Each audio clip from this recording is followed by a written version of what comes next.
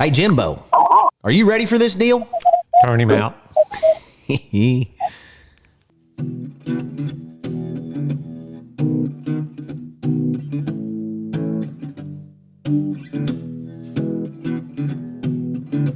Old stories like long lost friends, rodeos and late night bends,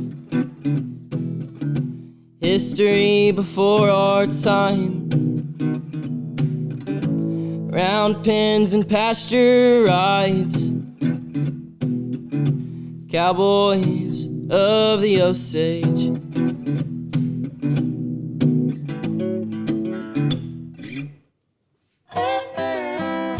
Howdy, friends and neighbors. Time once again for the Cowboys of the Osage podcast with your host, Jimbo Snively and Cody Garnett. Now let's sing a little bit about it.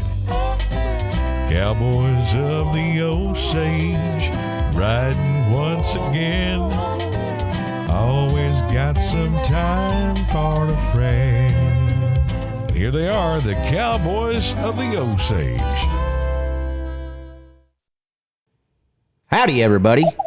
Welcome to another edition of the Cowboys of the Osage podcast, brought to you by the Ben Johnson Cowboy Museum, the Buck and Flamingo Turquoise Shop, Saucy Calf Native American Food, all located right here in historic downtown Pawhuska, Oklahoma.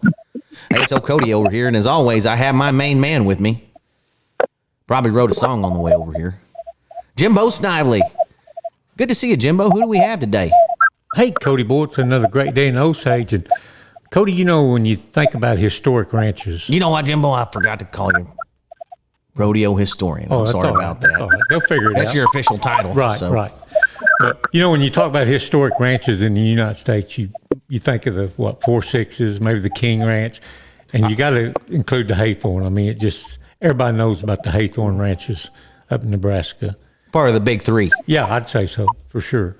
And we've got Mr. Howard Haythorn and his son Harry, and Howard was a heckler roper back in the day, steer roper. He and my Uncle Joe are the only men left from the first national final steer roping in Clayton, New Mexico. And he made the finals several times, roped here in Pawhuska once at the finals. But anyway, we're going to get into all that in the ranch and how it was founded and about Howard's roping and his cousin Waldo. They both traveled together and roped. When I was a kid, you know, they were at all the steer ropings. Yeah, and however he's related to Craig, I used to rope with Craig. You know, I still remember Craig roping. Yeah. But anyway, guys, welcome to the Cowboys of the Osage podcast. Thank you. You bet. Well, I was reading somewhere that Howard, your grandfather, came over, stowed away as a kid when he was 16 years old, came from England. Is that right? That's right. That must have been, I can't imagine a 16-year-old kid taking off for England, leaving his family. But that's a pioneer spirit that, you know, it took to found a ranch up there in that country and make it happen. That's pretty amazing.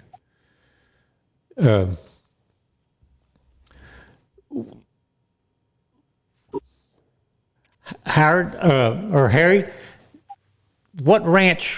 Where are y'all from Craig's ranch now? We're east, about 75 miles. Okay. Well, how did your grandfather Harry Sr. how did he make it to Nebraska from England? What's that story? Well, they caught him on a ship and started him out, and so they put him down the hole to take care of a bunch of Hereford bulls that a rancher in Texas had bought in England. And we think for sure that they unloaded him at Midland, Texas, and he went and the guy that owned the bulls put him on the train and sent him with the bulls. And we don't know. Anyway, he worked on this guy's ranch until he learned. I guess he learned to be a cowboy. Anyway, made all these trips, 4 trips into Nebraska. He made 2 trips to Kansas with trail herd, and he made 2 trips to Ogallala with trail herd. Second trip, he stayed in Ogallala.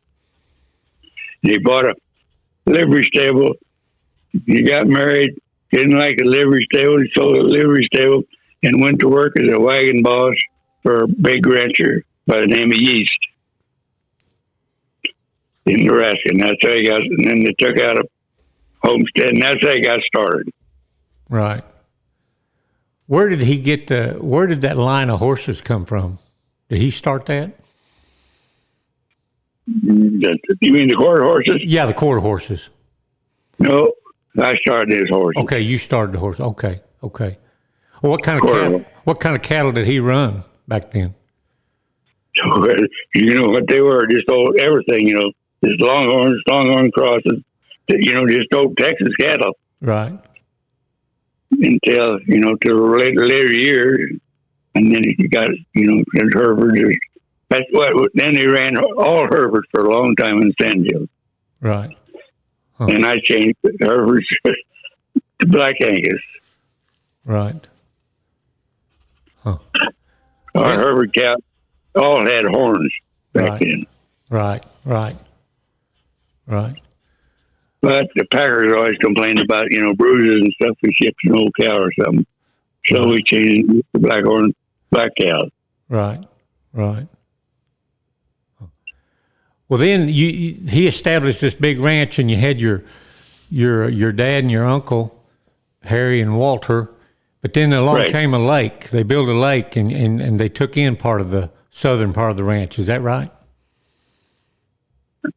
Yes. The south end of the ranch, right? The Kingsley Dam. Yeah. So that's when we had to move. That's when your dad set off, had to find another place, right? Yes, he sold his interest to Walt and then moved to Maxwell. How did he find that place? He was on a train. He shipped some cattle on the train. He was coming home and ran into a friend of his. And he's asking if he'd found a ranch yet. And my dad said no, he'd been looking every place. This guy said, I got one in Maxwell, I'll sell you. He got off the train and he bought the ranch, got back on the train, come home, told my mom and all of us, he started packing and moving. Did you just trail your cattle and stuff a horseback, or how'd that go? Yeah, we trailed everything from there down here, horseback. How far was that?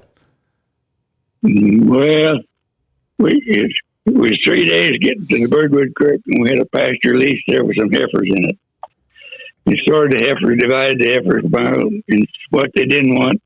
They wanted the ship, so they drove them to railroad sidings north of Sutherland, ship them, and then we come back, and it was about 7 days getting here. Wow. How old were you then, Howard? 13. 13 years old. Yeah. Well, you have to grow up fast on a deal like that, don't you? And you said you have to grow up fast. Right. Like that. Yeah, well, we had a check wagon, and that's right. Yeah. Why do they call that? I've always wondered, why do they call that the Sand Hills? Is it just real sandy country, or what's the story behind that, Howard? Well, if you look back on the old time maps, it was called the Great American Desert. It was sandy. The hills were sandy, and about the only place any grass a long time ago was in the valleys, in the bottom where it was wet. Uh-huh. No, it's sand. It's a very fragile country. We don't have much topsoil. If you tear up that topsoil, then you get sand is just like sugar. So you got to take care of it. But there's a lot of good groundwater up there, right? That Ogallala Aquifer, is that right? Oh, yeah, we can get a well. I've never drilled a well in my life that I didn't get water. We've got some wells that are 6 feet deep. some that are 150 feet deep. That's kind of how I grew up, Jimbo. Up there in Hutchinson, Kansas, I lived a half a mile off the Arkansas River, and it was just straight sand. In the summertime, when it didn't rain, our arena would get 2 feet deep in river sand. Right. But it can come raining 12 inches, and we could rope that afternoon. Right. So yeah. Well, your dad used to come up here and rope. in the sand hills. We had a big roping at Hyannis, and he always came. You talking about my grandfather, Jim Snively? Yes, is that your grandfather? Yeah, he's my grandfather. Okay, that's him. yeah, and Joe's my uncle, and Jim Jr. I don't know if you remember him, Joe's older brother. Oh, okay, I didn't know how it all worked, but Yeah. your grandfather's a good friend of mine. Yeah, right. When I first started roping, he had a brown horse, a good steer horse. And he told me, he said, Howard, anytime you need to be a mount and a steer rope, you let me know and you can ride my horse. And I'll tell you something, he didn't do that to very many people. Right. Yeah. Yeah, that was a compliment to you. Well, a steer horse is kind of like your wife. You don't want you don't want anybody else riding it. That's right. Don't want anybody messing him up. Yeah, right. But yeah, I'm looking at a flyer here from the first Hyannis jackpot. Yeah. 1957. It said it 3,000 to 10 roping. They said that was part of the largest event ever held there at Hyannis at that time. And Jim won first, and Dick Truitt won second, Bob Moore won third, and Howard Haythorn won fourth. Okay. That was a long time ago, but yeah, that's pretty historic. Yeah. Were you there at Hyannis? It would have been a couple of years later when Jim got that horse. I think it was a Haythorn horse jerked down on him when that steer slid under the fence and the horse got jerked over backwards. Do you remember that? It was a gray horse. Yeah. That was my horse. Yeah. That was a horse that I've got from Rick's. What the hell is it? From the 60s. It's up there in Panhandle. Right. He was a gray badger. Right. And I gave him to your dad one where to rope on, just to get him, because I couldn't rope in the wintertime up here. Right. And he was he could run like the devil. But he every time he roped on him, you didn't know what he was going to do. He's going to try and teach you someplace. Right. So I remember that, and I sold him, and he went to Walt Liderman as a Hazen horse in Montana. Is that where he went? Huh. That's where he went. He wasn't a very big horse, was he? Oh, he's pretty good size. Was he? Okay. He weighed 1,200 or more. Oh, would he? Okay. We never roped on any horses back then. We didn't weigh 1,200 pounds, because the steers weighed 8 to 1,000 pounds. Right. We didn't rope it. We didn't tie down any calves in the steer roping like they do now. Right. Understand. Jim said when he got those ribs broke, they went to the doctor, and I don't know where he went, if he's in Hyannis or where, but he went to get x-rayed, and there was some old doctor there, and I guess he didn't like steer ropers or something, because that was that old doctor right there in Hyannis. Okay. he didn't even want to wrap your granddad up. No, it made him mad. He said he just got real rough with him and talking bad to him. He said I was hurting too bad to whip him, and he was too old to have Joe to whip him, but he'd like to. That's exactly right.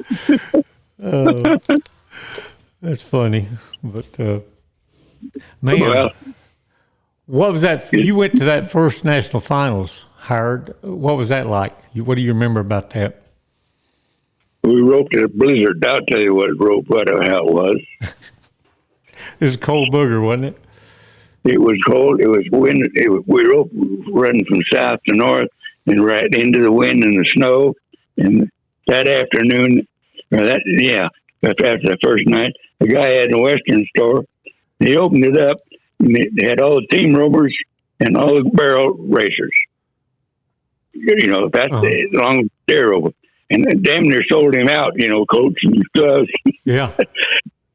So we thought the team rovers, the Arizona team rovers, might burn the dang chutes and stuff down to keep warm. Yeah. My dad, he was running the chute, opening the chute gate. He said they built a big fire in the header's box there. Yeah. And but yeah, my grandpa, he found an old Elmer Fudd looking hat that he pulled down over his ears. I guess he got it in that store maybe. But I was there, but I was just 3 years old. But I guess it was a cold booger.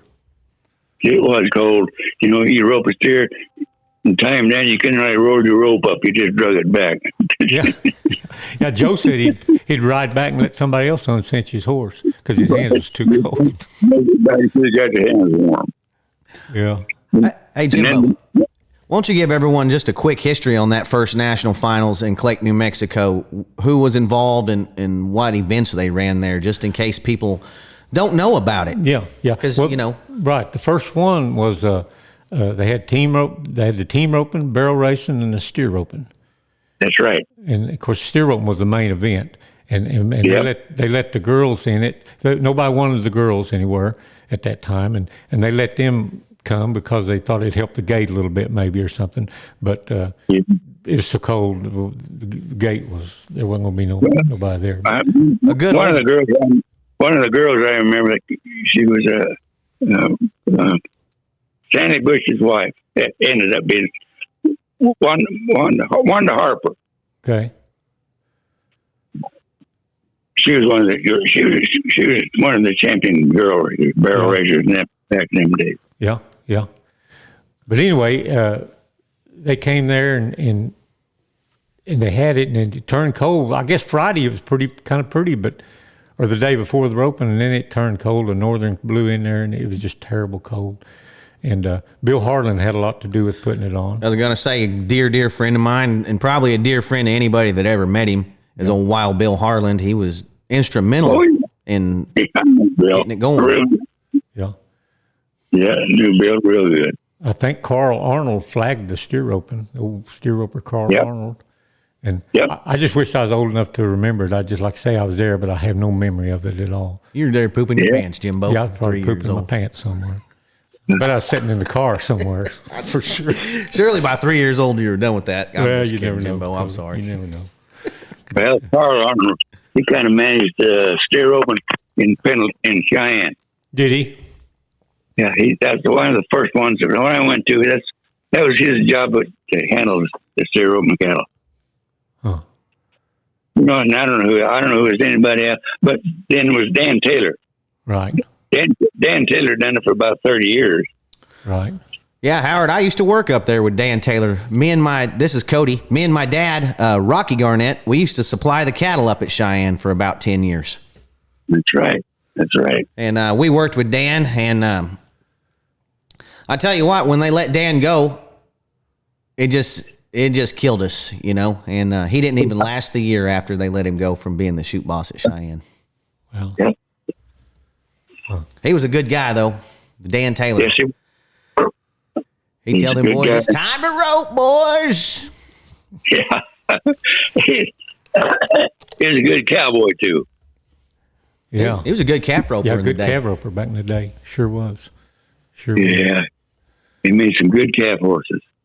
Yeah. I remember he always had high-top boots. That's how I remember him in a bandana, a lot of times. Everyone thought he was grouchy, all them calf ropers and stuff that didn't know him, but heck, all the steer ropers loved him dearly. Right. But when he called your name, you better be riding in that box. Well, yeah, he didn't jack around. He had a lot of cowboys to get through at that big old rodeo. He called it again. They opened the gate. The steer went down through the arena. Hey, you know who opened that gate most of the time was old Merle Davis. That's right. Yeah, sure did. And Merle and I was good friends too. He and I talked greyhounds. Run coyotes. Well, some of those other ropers at that first roping, Howard, of course, my grandfather Joe and you, but Everett Shaw was there and Shote Webster. What do you remember about Everett Shaw? Well, he had one horse. He died, but I don't know how old he was, but he never roped a steer on him. He didn't have a drag light on him. Yeah. So I can't see that he was he's a winner. I'll tell you that. Yeah. He was a winner. Yeah. But all the horses he had after that, somebody else had made for him. Yeah. Fact is, the next horse he had was a horse called Heel Fly. Heel Fly belonged to Ike Rude Right. in Cheyenne. And Ike lived and worked in California, in Raleigh, California, in a feedlot in the winter. When it got hot, he'd come and he came and stayed with me. And that's where I got started roping steers with Ike. He had these two young horses, and he left them here for me to break, to ride and rope on. And I didn't keep track, but he told me that I roped 180 cattle on those two horses. And he left the brown horse for me, and he took the sorrel horse, Heel Fly, to Waldo to finish. And he sold him then after that. And Kelly Corbin's dad ended up with that horse. Right. Right. And Spay, brown horse that I trained for Ike, he sold him to Charlie Judd, New Mexico.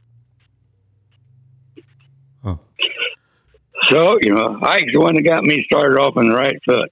He stayed with Waldo and I about 3 or 4 summers, and we roped. And then I tell you something, Schultz Weber was a big help to me. He gave me some pointers, the things to do and not to do. Right. So that's how I got started. Ike was a heck of a character, wasn't he? Yeah. My grandfather said he probably roped more cattle than anybody ever, because he just roped all the time. He lived to rope. Yeah. Of course, them guys, down south, they could rope in the wintertime. You Right. can rope up in the wintertime. Well, that frog be 3 foot deep. Yeah. It seemed like old Ike Rude was notorious for getting a good horse going, getting broke, and having to sell him. Who? Oh, Ike Rude. Oh, yeah. Well, first horse he had when he came here was a big old bay horse called Terrapin. I remember him. Well, he weighed 1,400 and something. I couldn't hardly get on him with a little short leg, Yeah. And the next one, he brought those 2 horses. And we sold both of them, And then he came, and then he had a little dun horse. That was his last horse he had. So we went to 2 or 3 rodeos after that, and he rode my horse. We always took Ike with us when he was here. I bet he could tell some good stories, couldn't he? Oh yeah, yeah. I get lots of stories. Yeah. Lots of stories. Why don't you tell us one on old Ike real quick? Pardon? Why don't you tell one of them good stories on old Ike real quick? Well, yeah. He told me, he said, I lived in New York for a month. I said, well, what do you mean you live in New York for a month? Well, it's a rodeo. Yeah. Said I learned to drive on the Indianapolis Speedway. Said I bought me a Ford, a Model A or Model E about 2 years ago. That's the first car I had, and I learned to drive it on the racetrack. I don't guess he ever learned how to back a trailer up very good. What? Well, he didn't know how to drive either. Oh, that's funny. He flew right in front of a train with Walden and one time. God dang, I thought we was all dead. but we made it across. Yeah. He just loved to rope, though. Even when he got where he wasn't going to win anything, he still wanted to go rope. Somebody asked him, he said, Ike, you going to Cheyenne again this year? He said, well, heck yes. Can you go and have 40,000 people announce your name? Yeah. Somebody told me he kept going to New York. Rope, getting in the calf rope. And they had big old calves back here in New York, and pretty rank. And he was getting old enough. He really didn't have no business in the calf roping anyway. And he'd go up there and just rope them around the top of the head, around the ears. Yeah. Where we didn't have to get off. But he just wanted to go to New York and rope. Well, when I roped calves before I ever started roping steers, and I trained my calf horse into a steer horse. But we roped calves that weighed 425 pounds. Right.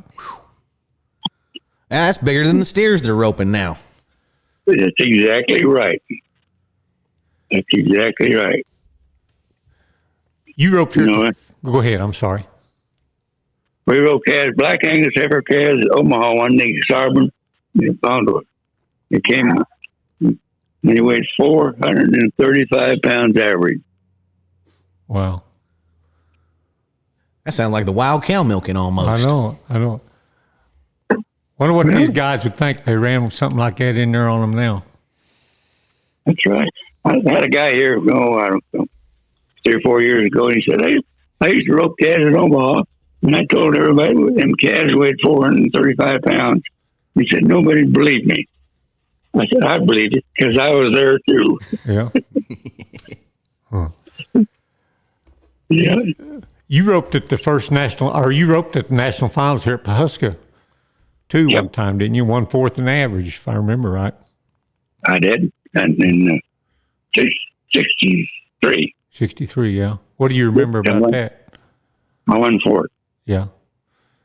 I had a one, and I had one of them black steers, and they got up on me 3 times. You know, back then you could trick him all afternoon if you wanted to. Really? Yeah. You could rope him half a head, front leg, and all that, you know. Yeah. But this son of a gun would not stay down. I had, let's see, I had 40-some seconds to win the rope, and I was 60-something. Wow. That's it. That's what put me from first to fourth. Wow. That might have been, was that the year that Glenn Nutter won it? Or do you remember? Yep. I trained that horse, Glenn. Yeah. He was another good Nebraska roper. Yep.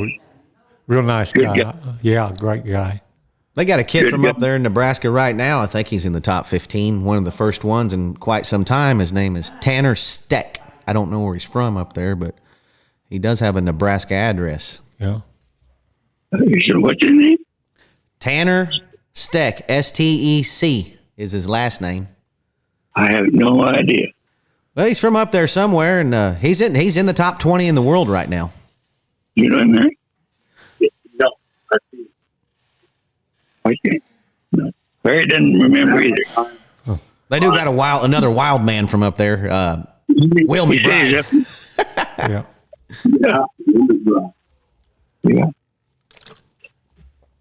Howard, going back to that first roping at Hyannis, I've got a picture of my grandfather. He won it, and I've got a picture of him with Chuck Hayward, the old stuntman and movie actor. Did you ever know him? They said his dad had a place outside of Hyannis, maybe. Well, you mean Hayward? Yeah. Chuck Hayward was the boy's name. Chuck Hayward. His dad was a good friend of my dad. Yeah. Cody, he was in all the John Ford movies. John Ford called him Good Chuck. There was 2 Chucks, Chuck Roberson and Chuck Hayward. And Chuck Roberson liked to party and carry on, so John Ford named him Bad Chuck, and he called Chuck Good Chuck because that's how he kept him straight.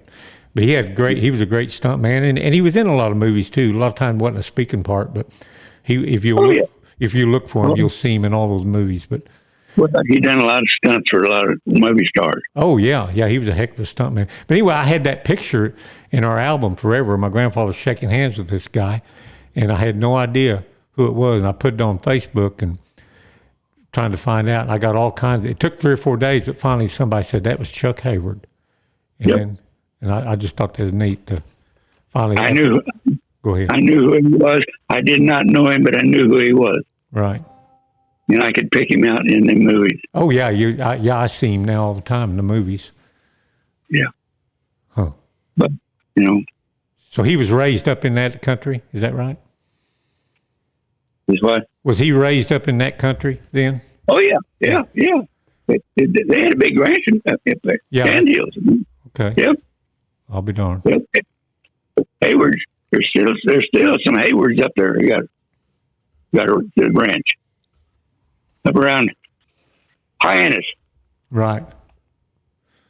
Huh. What kind of rig did you and Waldo travel in back then, Howard? kind of rigs. Yeah, what kind of car, trailer, what did you have? Well, we had Roy Barnes from Denver.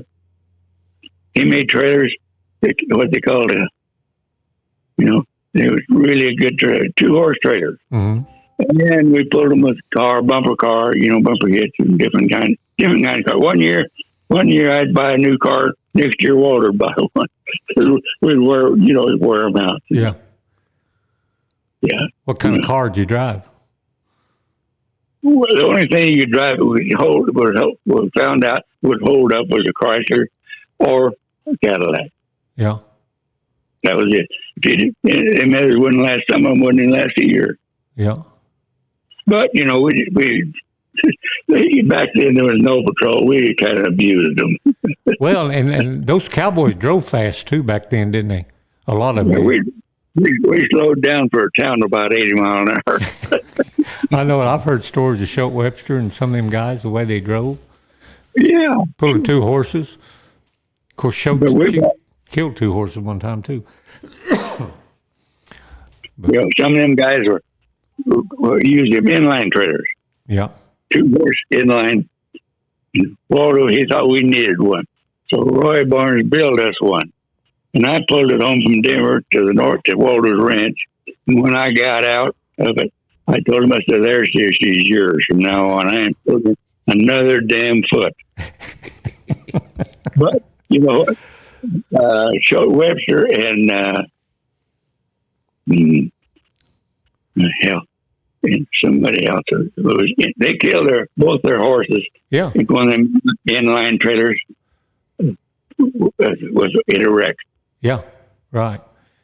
Yeah, and then the next year, in the same spot, he had tailgate come open, and he lost the horse again. Didn't kill him, but just banged him up. And they said that farmer or rancher came up there after the second time and was talking to Schultz, and he said, you wouldn't believe it, but some son of a buck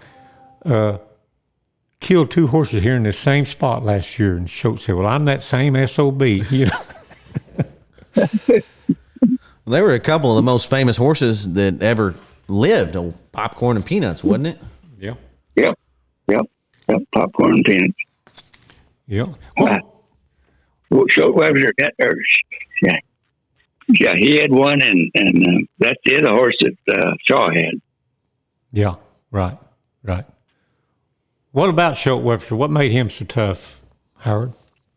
Schultz Webster, I think, was probably as tough a damn cowboy steer roper back when I was going as anybody. Right. And not only that, he was an all-around cowboy. Oh, yeah. He roped calves, he bulldogged, and he roped steers. And he was tough on. He could go to the killing plant and buy a horse and rope on him a couple of 8 weeks, and then go to the rodeo and beat you. Yeah. He didn't have to have no special horse. He could rope on anything. He was tough. Yeah. He gave me pointers too. Joe did. He gave me things to do, things not to do, and things to do. He helped me a lot. Right. Huh. What about Sonny Davis? What do you remember about Sonny Davis? He was a hero of mine when I was a kid because he could always tie a fast steer.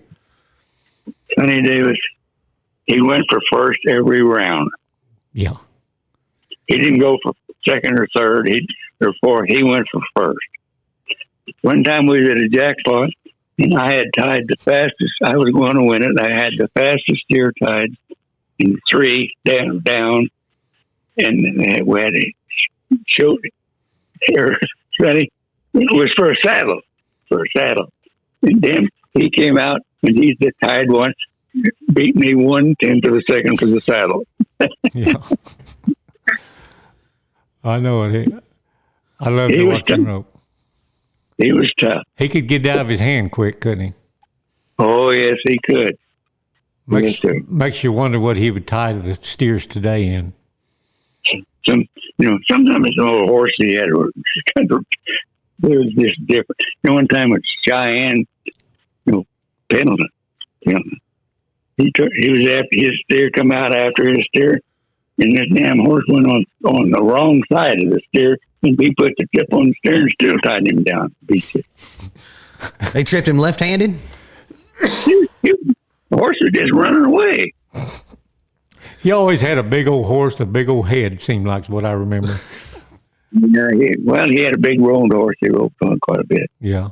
He was a roan Hancock. Yeah. You know, I was up at Cheyenne one year, Jimbo, and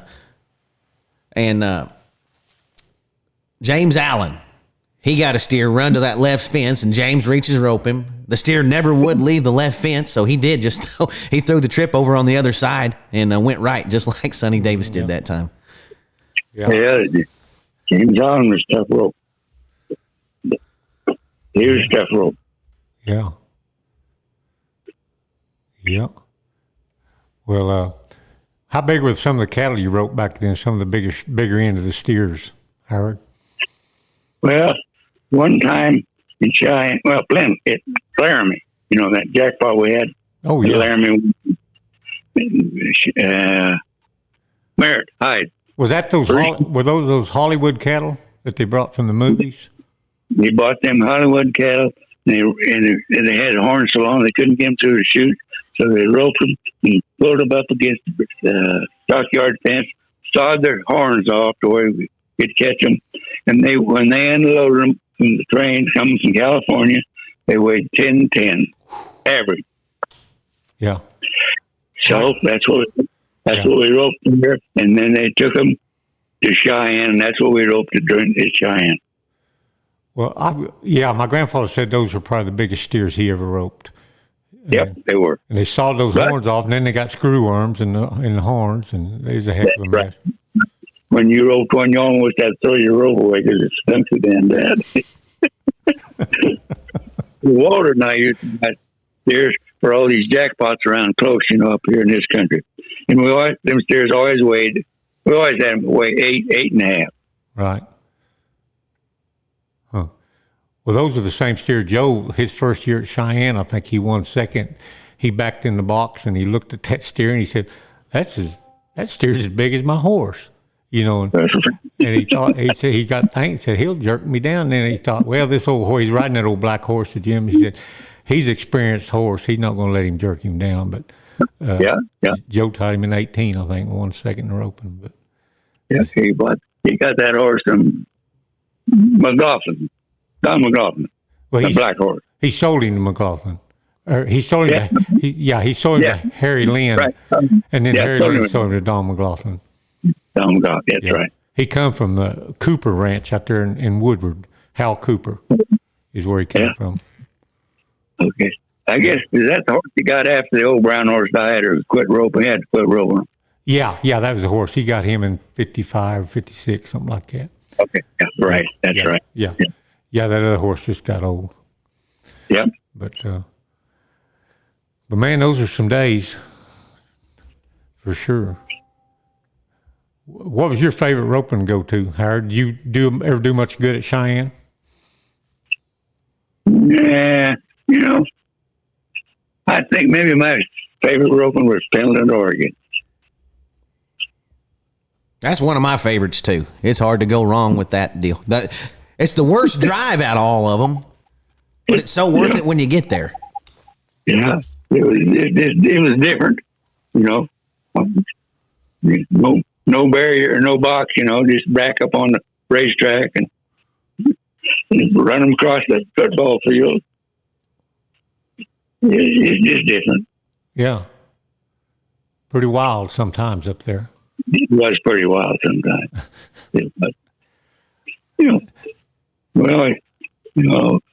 Always had our calf or steer horse shod with them ice nails. Right. So they wouldn't fall, slip and fall. A lot of them calf horses fall down, when they stop. Right. They slide, and then fall over on their side. Yeah. And now I don't get. Go ahead. But now you see. Team roping horses fall up there all the time too. Watching it on TV, they have trouble with that grass. Yeah, Jimbo, when you get up there and you're getting ready to rope in the morning, there's just a whole line of horseshoers out there, and you just take your horse up there, And what they do is they take a couple of the nails out and then they replace them with what they call ice spikes, and it's like a metal cleat on the bottom of the shoe, basically. Yep. I'd have them replace. I think that the back two corner ones on mine is what I did. But I tell you what, if your horse interfered with himself very bad with them ice spikes on, they tore some stuff up on their legs sometimes. Yeah, I know they did. Yeah. You know what a lot of guys are doing now up there, Howard? They're taking their shoes completely off and letting their horses go barefoot up there on the grass. Oh, is that right? That's what a lot of the guys, they started doing that, 15 years ago or so, or longer, 20. But they claim that a horse has better traction on that grass barefoot than he does with any kind of shoe on. It could be. I don't know. Well, I don't know either. I went ahead and put the ice spikes in, but that's what we always use. That's all I know. Yeah. Yeah, I spent me a little bit of time in that letter buck room before. I went in there right after I got done roping one day, and I thought it was about midnight when I was walking out, and it was noon. It was noon. Yeah. There was a horseshoer out there named, dang, I just had it on my tongue a while ago. Can't think. We just had a standing deal. When we pulled in, he put the next nails on our horse's seat. Curtis Tarweather. He'd be out there at 7 o'clock in the morning, and he'd still be stooped over at 7 o'clock at night. That's the kind of horseshoer he was. He never quit. That's why that's why them old horseshoes are all bent over when they get old, isn't it? Yeah, he wasn't very tall, very big. He was short, and he just one after another. He didn't quit. As long as there's anybody need anything done, he done it. I was just barely tough enough to pull the shoes off my horse at the end of the year, Cody. That hurt my back. There's no way I'd shoot a horse. I tried it. I tried horseshoeing one time, Jimbo, and my dad said, "Go out there in that horse trading pen there, pick you out a horse, learn you how to horseshoe, son." And I didn't know that the nails only went in one way, Jimbo. They only go in one way. Yeah. If you put them in the wrong way, they go the wrong way. Right. I used to shoe my calf horse. Yeah, it took me 4 days, 1 foot at a time. one a day. I believe it. That's hard work. I just don't like it. Hey, Howard, when you first started steer roping, where did you get your ropes and your piggin strings, and what did you use? Did you make your own piggin strings back then and tie your own ropes? Yeah, and they were as big around as your thumb. Yep. You just buy the rope and it takes the strands out and they twist them back. Yep. And then, they weren't them soft. They were soft, just a rope. They weren't a nylon enough. They were just like a halter rope. Yep. Big as your thumb. Yeah. Or bigger. They didn't have these little old nylon. What they are now. I guess I don't know what they are. They're hard. And we didn't have any of them. A good wrap and a half hitch would hold pretty good, though, wouldn't it, with those grass strings? Yeah. Howard. Of course, the same thing on ropes they're roping on now. When we roped, they were nylon ropes. Right. You rope steer, and then you feel it when it just got smaller in your hand. Yeah. How long did a rope used to last you? Well, hell, sometimes I use a rope all summer long. One rope all summer long. Nowadays, Jimbo, ropes are a lot like toilet paper. You use them once and you got to throw them away. They just don't. Yeah, they just don't last. One run, they throw them away. A lot of them. Yeah, that's exactly what they do. A lot of them guys, one run and that's it.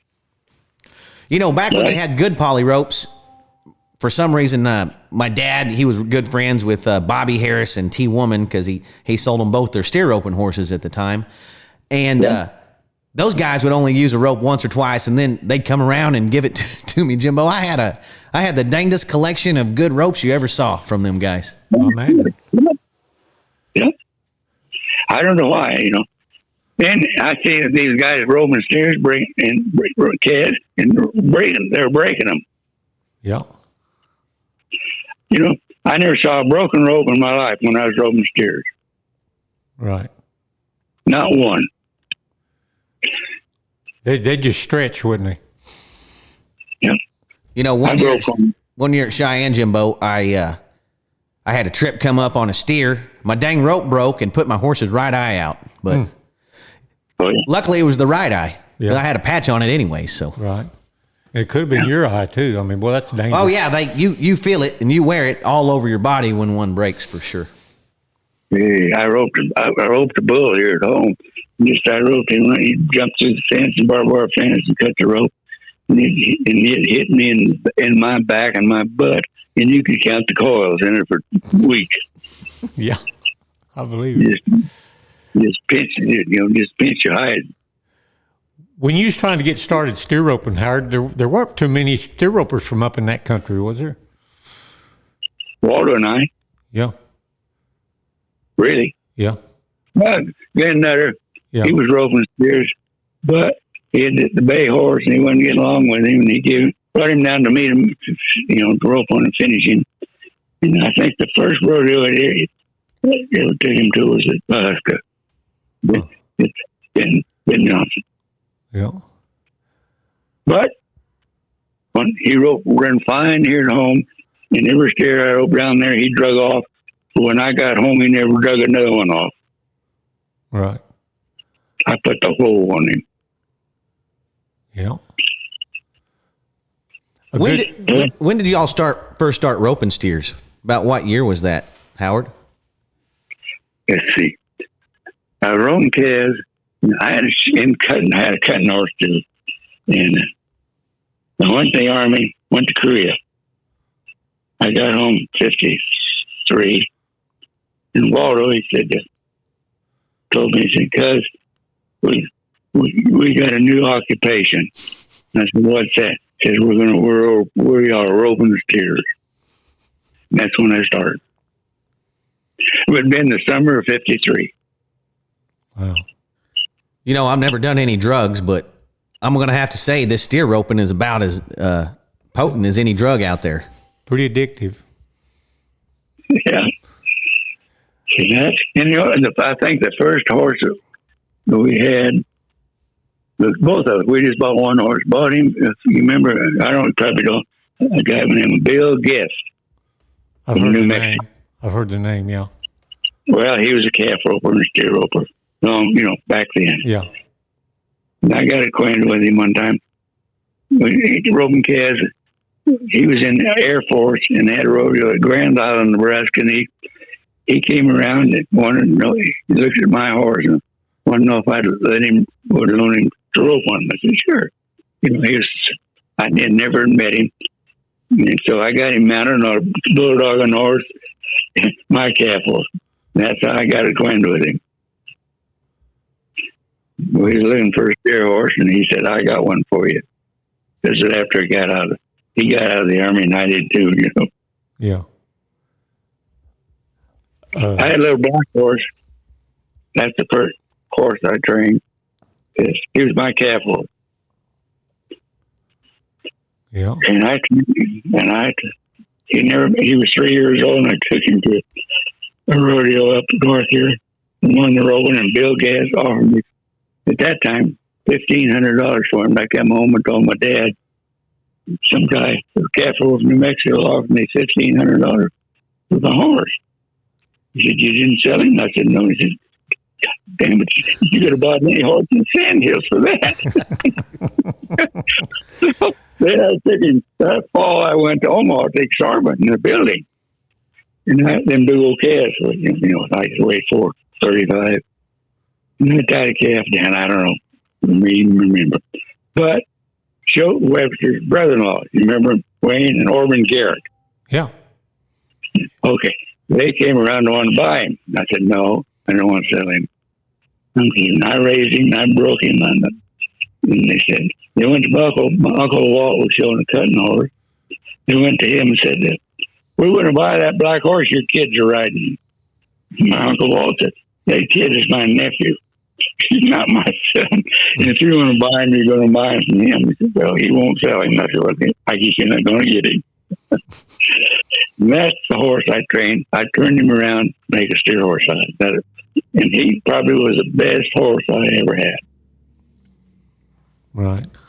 Did you guys work your steer horses on a wagon or anything up there to get them listening? We quit that. I didn't have any. You can't get anybody even knows how to harness a team. The only one we had on the ranch was Harry. He could, he fed with horses for a long time. This got to be a damn hassle, guys. They didn't know how to handle them. They'd ruin them. They wouldn't even. They just thought they wouldn't pull.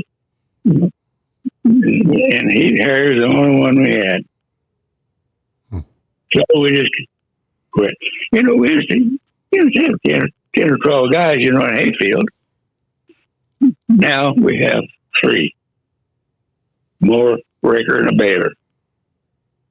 Yeah. And I got Harry and some great game kids. That's our haying crew. Yeah. Well, that sounds like a pretty good crew. I always try to rope good during hay season, Jimbo, to try to stay the heck out of that hayfield. Yes. Yeah. We got a good crew. Harry takes care. Yeah. Yep. I remember there was a guy, of course, he was up in Wyoming, but he was a real good friend of our family by the name of Carl Sawyer. You remember him? Yes, sir. Yep, he had a trucking deal at Torrington one. Yeah. He was a good friend of mine. Yeah, he was a good guy, wasn't he? Mm-hmm.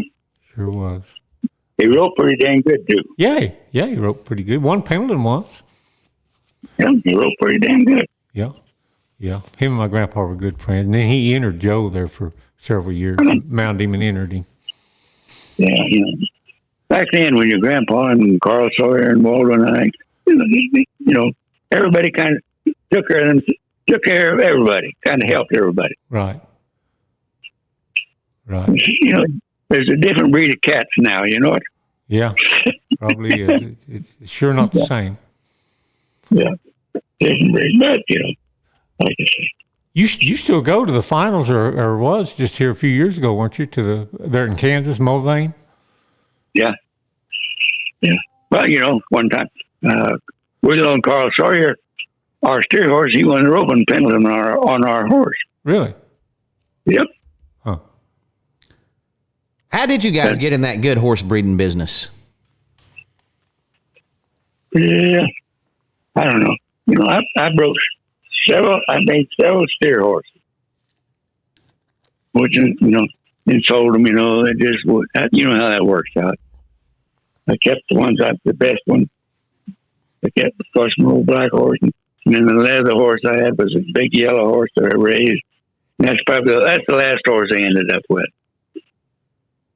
And he was a good horse, won lots of ropings on him, jackpots and different places. But I had 3 or 4 other horses. They didn't fit me, so I just sold them to somebody else. How the heck did Craig end up being a left-handed roper? I figured Waldo might have just broke his left arm, so he would have to rope with his right arm. Well, that's it. Okay, Craig was just about 15 or 16 years old, and he won the rope steers because he's left-handed. And Waldo, I was up there. Waldo and I were practicing roping, and he said, Waldo said, "How about you think Craig can rope on old Pick, that's an old black horse, left-handed?" I said, "Yes." All he's got. Well, he said, "You go. Well, he ropes. You go along, and if everything's right, then you tell him to turn off." So he roped this steer, of course, left-handed, and he just put the rein on the horse's neck, to go to the right. He just hesitated and then took it, and away he went. Craig tightened down. Craig and I roped on him 3 different rodeos. I roped on him right-handed, and he roped on him left-handed. Same horse. Yeah. Well, that's saying something about your horses right there, Jimbo. I know. There's not very many of them you can do that on. Well, he was an outstanding horse. He couldn't anticipate which way you're going to go because he didn't know, did he? No. So you reined him. You could do anything. He was a horse. He was kind-hearted horse, and he wanted to do what you wanted him to do, which makes a lot of difference in horses. Did you guys cowboy on your horses? Do a lot of ranch work on your steer roping horses? Yeah, that's how they got started. That's how I got started. Ranch work long before I ever turned to be into calf horses. That's the best way to do it, I think. Yeah. A black horse, he was like, he had old calves on him. And then I gave him to Craig. I gave him to Craig. I quit right after I got another steer horse. I gave him to Craig at the Little Britches Rodeo. And then he took him to the National High School Finals Rodeo. And then I gave him, and then Craig got his own calf horse. Dan Taylor trained him calf horse for him. He gave me back the horse. I gave him 2 little girls for 4-H that worked. Their dad worked for Waldo. Because I knew, both of them could show 4-H. There's happening roping it here at Jackpot, here at North Platte. And my horse I had he was not doing what I wanted. Really. He was one of them wasn't going to pan out. I sold him. But I called his dad and said, bring old Pick. He said, what are you going to do? I said, I'm going to rope on him, hit this rope. And he said, God, he said, the girls have had him for 3 years. He ain't had a steer tied on him. He's 4-H's. I said, I know all about him, and he knows all about me. So he brought him. I won the steer rope on him, and that's the last time he ever had a saddle on. What? I guess when Harry was little, he rode him too. Didn't you hear it? Yeah. Huh. He made the rounds. Sounds like it. They don't make horses like that anymore. No, it don't seem like. No. Oh no. They've got I guess I'm just prejudiced. They got all these cutting horses, little old horses weigh 1,000 pounds. They got a little old foot on them, weighs big around as a coffee cup. We got lots of gopher pounds in our sand hills, and one of them fits just right. Go down to gopher. Yeah. There's a lot of your horses. Are they Hancock bred? Were they Hancock bred, or how were they bred? They were Hancock bred, and they still are Hancock bred. Some places, somewhere down the line, are still Hancock. That old Hancock, he threw some pretty ornery horses too. That might buck a guy off every now and then, but they sure make good steer horses, good rodeo horses. I never had that one. I had a horse called Happy Hancock. He was a gray horse. Greg saw this horse at Happy. He was going to school at Texas Tech. He saw this horse, and he was at Happy, Texas. He told me about him, and I said, okay. He was a good-looking gray horse. He weighed 13 1/4. I said, okay, how much they want for him? He told me, I'll send you a check, go get him, and haul him home when you come back. That's how I got the Hancock. That's one of the ways. Hancock said, I had him till we had got some colts out of him, and then I still got some Hancock and some of our horses. Go back, a few generations. Right. What made them Hancock such good horses? Every one of them. I had some Hancock. I had 2 big horses. They were out of Hancock. They were gray. One of them was gray and one was bay. They were as good ranch horses as I ever had. Ranch cow horses, cowboy horses. I didn't rope on them. I didn't steer rope on them. I didn't just cowboyed on them. Of course, that's after I quit steer rope and steers too. He was a good-looking gray horse. Well, Howard, I want to go back a few years, 1949, the blizzard of 1949. I was reading a little bit about that. Tell us, you about lost a lot of cattle, but you didn't. Tell us about that blizzard. Well, that was back then. I was 27 years old, I guess I thought I was invisible and bulletproof, which it was stupid of me, some of the things I'd done. But I saved like all my cattle. They said we had 58 inches of snow and 7 below zero and 60, 70 mile an hour wind. We had drifts Well, we had dresses 30, 40 feet deep. I had a shed with a bunch of colts in it, filled colts. We had to dig them out and drift it clear over top of that shed. Huh. The guy who worked for me, at the day of the blizzard started, we saddled up to go. We had 1,000 cows still in the hills in the pasture, which is north of our headquarters. And we started to the gate. We had what they call a horse pasture, just half a section of grass where Jefferson saddle horses. We could not make it to that gate, so we finally just went around and went east and hit the east fence, hit the north fence, went just along the fence where we could see, and then we got to the pasture, and wherever the cattle were standing against the fence or anything, we cut the fences, let them go south, and which they would come in to the ranch, different places. We went clear across. I guess that pasture was 3 miles wide. Went clear to the end of it, put the fence over there, and went at a place west of us over there, the little shed, and horses, for work horses. Let them come in. That's how we got started. And then, of course, we didn't have them all. So in the next, everybody then went to feed the cattle what we had. And that's when I went on horseback by myself, which is, I could say, was not very damn smart. Every time I decided, don't make any difference what it was. If I found 2, 10, or 20, I could dig them out and I'd go home with them because, that's all you could get. That's all you could get home with in a day. That went on for, I guess, a week, 10 days. But I got every cow that we had in that pasture but one that died. Blizzard killed.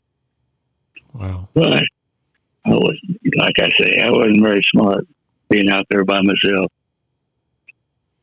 But one time I was trying to get home from one place. I had a greyhound with me. I was riding a young horse. And every time the wind would hit me in the face, going home, I was trying to get back to the ranch. And the next thing I know, it'd be hitting in my back. And I thought, God dang, I just can't go. I just can't work this deal out. So I got out and called this old greyhound up to me. I got hold of him with a collar and I cussed him and kicked him in the butt. And I told him to get for home. He took off home and I took after him. He took me right straight to the barn. Oh, that's funny. He took me right straight to the barn. Yeah. He knew where the barn was, didn't he? Yeah, he sure did. Yeah. But I didn't, and that told I didn't either. Well, I ruined a horse by frosting his lung. That's what they told me to do. Yeah. Yeah. Boy. It was bad. It was tough. We didn't have any power. And my mom had she had a pretty big house, had a fireplace. So everybody went to her house, and I had 2 little kids. And she done the cooking on the fireplace. We got the water from the windmill. We had a windmill that wasn't too far from the house, 100 yards, I guess. So we got the water and stuff in there. I had some Brimper calves, heifers, like full bloods. They was off the rope, Back then, they started roping the Brimper calves in. I said, man, let's keep them for cows. Well, but I knew it was going to kill them. I couldn't stand it, so I put them in a Quonset building. And I watered and fed them in that building, in that steel building, and it killed every one of them. Wow. About 15 of them. 15. They were Bremers, white Bremers. Yeah. They just froze to death. Waldo, my Waldo cousin, Uh-huh. they had bought a bunch of some white cows, Bremer cows, sold by someplace down south. And when the storm was over, they were all dead, and they found some of them froze to death standing up in the snow. You know, it was not very pleasant. Guy couldn't stand too many winters like that, could he? No, not very pleasant. Man, oh man. But only thing I lost, I did lose some yearlings, but that's all I lost. Yeah, it's amazing those cows, you know, and just have to dig them out and take them to the house 2 or 3 at a time, or 10 or whatever. That's what I did. You know, whatever I'd find, I just could dig them out some way and head them home. And you had to be careful, you know, going over top of them hills. Because you don't know how deep that snow was. Yeah. It could be drift out there, you know, 30, 40 feet. You just had to work your way around to get home. Right. Man, And we still had a blizzard, you know, after the blizzard was over. right. It still blew. It still blew.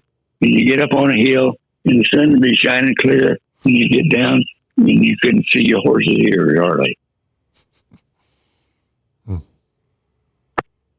Couldn't see. But you know, just the wind was still blowing, but not snowing. Right. Right. Just blowing that snow everywhere. Yeah. Just in every place, you know. Just get up on the hill, look up, and the sun was shining as clear as it could be.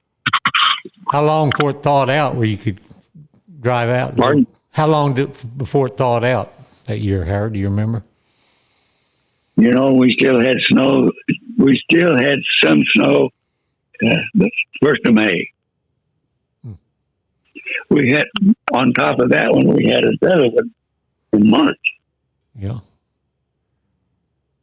We got another 3 foot of snow in March. Cody, I'm not tough enough to live in that country. I'll tell you right now. Yeah. It gets just as hot as it does down here too, Jimbo, Yeah, but it it gets gets way hot. colder. Yeah. Wow. Well, the Army finally came in. You know, they dropped bales of hay out of airplanes to cows and sheep in Nebraska and Wyoming, Colorado, and Dakotas, and then they came in with the caterpillars, cleaned the roads and stuff, and got our stack yard. You know, our stacks where we get to our feed. You know, Right. and it wasn't pleasant. I'll tell you that. Right. Right.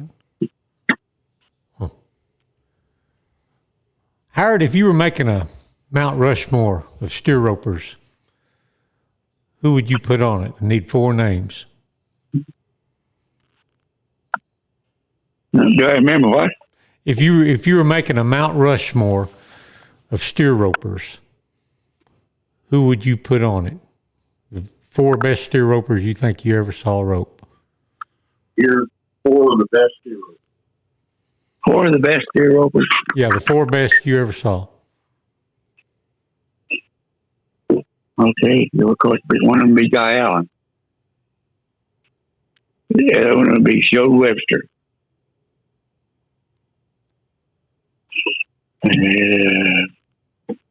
And I guess you got to put Shaw in there someplace. There, he's a winner. Right. He was a winner. That's 3. Yeah, 3. 4. Yeah, it's the old Mount Rushmore. The 4th one gets a lot of people.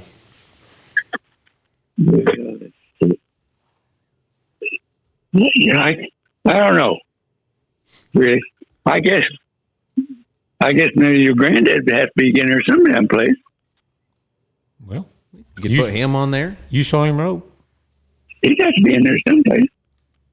You could put Ike Root on there. Clark McIntyre on there. You could put. Yeah, of course, he was old. You know, he was old for when he came here. You know. Right. Right. Did you ever meet Bob Crosby? Who? Bob Wild Horse. Bob Crosby. No, I never did. He'd be. Of course, I didn't know him either. See, he had to be one of them. You know, back then, but he was before my time. Right. Right. So you know, I couldn't put him. I couldn't say he'd be the 4th one. So Yeah. I don't. I think old Jim Snively, that'd be good for the 4th one, Jimbo. Yeah, suits me. I like the way Howard's thinking there. Yeah. He's on mine. I put him on mine. Well, you know, there's a lot. There was a lot of good steer ropers, really. Oh man, it sure was. But I'm just thinking about something that done more than in the rest of them. Right, sure. Billy Harlan, he's good. He's a pretty good roper. He was kind of wild. Sonny Davis was tough, but he was sort of wild. He just, he went. He was tough to rope with, but he went for first every time. That's not the way that's not to be a steer roper. Right. You don't go for first every time. Right.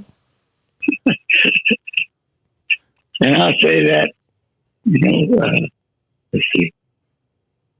Dick, do you remember Dick Truitt? Sure. Okay, he's Shaw's brother-in-law. Right. One of the first Romans we had at Hyannis, he came around to me and he said, Howard, he said, when you're roping steers, don't go for first every trip. Try to win fourth, and you'll be surprised how many times you win first. Yeah. And it worked out for me. Right. That was old Dick. Right. Yeah, he was an old school cowboy for sure. I got some tips and several of them, good cowboys, good ropers. Yeah. And that was one of them. Yeah, for sure. Of course, Ike, probably, I'd have to say Ike is the one that done me the most good. Yeah. Because he'd come every year, every spring. He stayed with Waldo and I. He stayed with me a while. He'd go to Waldo's. He'd stay, a month at a time, each one of them sometimes. Right. We roped all the time. He never had a house, hardly. He just kind of drifted around, didn't he? He had a pickup with a box on it. Yeah, I know it. They said Ike Rude come to stay the night with Barton Carter here in Pahuska, and then he stayed 20 years. Yeah. Oh, yeah. Well, Ike got up real early in the morning, but he went to bed at night early. Yeah. My dad said when he was a kid, Ike would stay with us. Said when it went to getting dark, Ike was ready to go to bed. It didn't matter what time it was. When it went to get dark, it was time to go to bed. Yeah, one time in Cheyenne, when he got married, Cleo. Yeah, they were in Cheyenne. Got in roping. He went to bed. Yeah. The sun was, there's still daylight. Right. He woke up, the sun was going down, and he gave his wife, he said, God dang it, why didn't you wake me up? The sun's coming up already. It's going down. I went to bed a lot of times at sundown at Cheyenne too, but it's mainly because of that beer stand. Yeah. Mainly because of the beer stand, I was going to bed early. Yeah. But he'd say, he'd get up here in the morning, we'd be getting up and moving around. And he'd be out in the ring and have his horse saddle, be a log at him. You could hear him, whoa, but then he'd want me to rope on him. It said, it hurts me to rope anymore. I said, okay. That's what I said. He told me I roped 190 cattle or 180 cattle on them two horses for him. Of course, he counted, I didn't. Yeah. Boy, it's just been great, Jimbo. Oh, just talk about a history now. There's a lot of history. You just got yourself a history lesson today, rodeo historian. I know it. I really appreciate Howard coming on with us today because he's one of the last ones left that goes back to that era, Yeah. Him and your Uncle Joe. Yeah, they're the last two of the first finals. Who? My Uncle Joe. Joe Snively, his uncle. Oh, yeah. Yep. Joe still. How's Joe? He was born in 41, I think. So that would make him 83. He's just a kid. Yeah. He's just a young buck compared to Howard. Yeah. I did not know there was anybody left. Yeah. You and Joe's only two. Same way in my schools, I have, the class reunions, I have nobody nobody in my classes. I just left. Right. Well, Nobody, but like I say, I'll be 97 October. And I got some few things. You know, it's like everybody else or anybody else, but I'll tell you, it's better than being on top of the sod and not under. right. When you turn 100, we're going to call you again and do another podcast. Okay. What's your secret, Howard, to live to 97 Yeah, years what's old? your secret? Okay. What's your secret to living that long, Howard? You know, I don't know. One time, I got a couple of doctors I go to. I went to one and I don't know, I think, Harry always takes me someplace. I was 90 something anyway. And he said, "You drink alcohol?" I said, "You know, I have a drink of scotch, one, maybe two, every night before I eat." He said, "That's good." He said, "That keeps your arteries open. It gets the heart as long as you don't overdo it." I said, "Well, I may slop over once in a while, but not very often." and he told his nurse, "Remind me when I go home to buy a bottle of scotch." What brand of scotch you drinking? But I drink good scotch. I don't drink it cheap. I drink Macallan's, Dewar's, some of that good scotch. I just want to know so I can go buy me some of that too. Yeah, right. I said the doctor told that nurse, reminded me that I'm about scotch before I go home. Everybody get you a good bottle of good scotch, drink you just one or two. No more than that, unless it's just a holiday or something. And might help you out to be 100 years old. Well, I don't know. I got some friends that live in Texas, and they said, "If you make it 100, we're going to be there for your birthday." You bet. I said, "I'm going to try." I bet you make it. Odds are with him, that's for sure. Right. I graduated from military school, and the only one left that I even know is a girl, and her dad was the colonel of the school, and she lives in California, and we send Christmas cards and birthday cards once a year and keep track of one another, and that is the only one left in that outfit, and she's the same age as I am. Huh.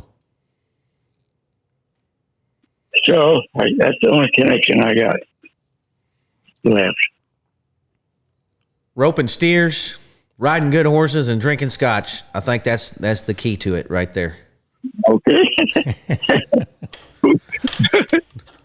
That's good. Maybe staying close with your family. That'd be another good one too. Yep. Yeah. Howard, we want to thank you for coming on today and just telling us about all that first national finals and about your life in general. We sure appreciate it. I think a lot of people get a lot out of this, Jimbo. Oh, they're going to love this. Love it. Okay. But Hey, all you guys that are just taking these horses straight to the roping pen, won't you listen to Howard? Won't you go do a day's work or two on that horse before you take him to the roping pen? Yeah. yep. Yeah. You'll be thanking us later for it. All right. Well, Howard, we sure appreciate it. If you ever get down this way, be sure and holler. Cody's put together a real nice, super nice museum here called the Ben Johnson Cowboy Museum, and love to show it to you sometime. I roped at the Ben Johnson roping several times. I know it. Well, we're still having it. Over 70th year, 70 or 71 years. 70th year was this year. So, and Ben Johnson Jr., of course, he's a movie star. He's a good friend of mine. Yeah. You know, when he got I don't know what that big deal, Oscar or something. Well, he invited me and my wife and another friend and that wife from Oklahoma to come out for that. Now, of course, the women wanted to go. We didn't. Me and I didn't want to go, so we didn't go. Which I guess I probably should have. Yeah. Did you ever watch Ben Johnson Jr. rope much? Pardon? Did you ever see Ben Johnson rope much? How'd he rope? No, I did not. Nope, I didn't see him. You know, he was when I roped steered, but he was a world champion team roper. But that was before I started roping too. I don't know what year he was a champion steer roper. 53, he's champion team roper. Huh? 1953. 53? Okay. Yeah. Okay. Well, let's see. I was in the Army 53. Yeah. I was in Crete. That's the same year Ike Rude won his last championship. Yeah. Okay. Yeah. Okay. Well, get down here and see us if you get our way, Howard. We sure appreciate you coming on today, and we want to thank everybody for listening. Be sure and give us a like, a share, comment, tell somebody about this. Me and Jimbo's just trying to keep this old rodeo history alive. Yeah. Okay. Thank you, Howard, and thank you, Harry. You bet. You bet. We appreciate y'all. This will probably come out next week, so Jimbo will let you know when I'll it let comes you out. know. Okay. All right. Okay. Thanks a lot, guys. All right, everyone. Get over here, see the museum. Go buy you some turquoise. Eat you an Indian taco while you're in town. And besides that, we'll see you next week. Yeah. Later. Okay. Later. Right. Thank you, Howard.